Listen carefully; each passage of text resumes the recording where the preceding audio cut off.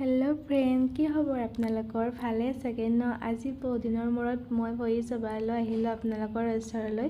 আজি যিহেতু শাওণ মাহৰ ৩য়টো মঙলবাৰ, লগতে আজি মই ব্ৰত ৰাখিছিলোঁ, সেইকাৰণে ভাবিলোঁ এবাৰ হনুমান মন্দিৰত গৈ আহোঁ। সেই বুলি ভাবিয়ে হনুমান মন্দিৰত গ'লোঁ। গৈ চাকি ধূপ জ্বলালোঁ হনুমানৰ ওচৰত।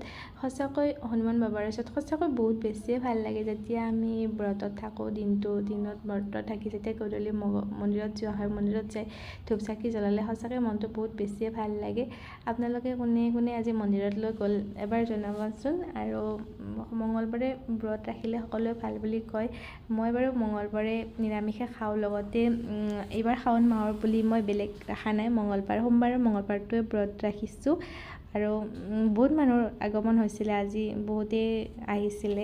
ইয়াত বাৰু এইটো গণেশগুৰি হনুমান মন্দিৰত বাৰু মঙলবাৰ শনিবাৰে বহুত ভক্তৰ আগমনে হয়। ইয়াতে মানে মঙলবাৰ শনিবাৰে বহুত আহে, লগতে বেলেগ দিনাও মন্দিৰ খোলাই থাকে। আপোনালোকে আহিলে আহিব পাৰিব। তাৰপিছত মন্দিৰৰ পৰা আহিলোঁ। অহাৰ পিছত বতৰটো আজি যিহেতু ডাৱৰীয়া আছিলে, বৰষুণ দিয়ে আছিলে, কিন্তু মই মন্দিৰত যোৱাৰ টাইমত বাৰু বৰষুণ দিয়া নাছিলে। তাৰপিছত জিকিব লগা নহ'ল, ভালে ভালে গৈ আহিব পাৰিলোঁ। এতিয়া আৰু বাই বাই সকলো।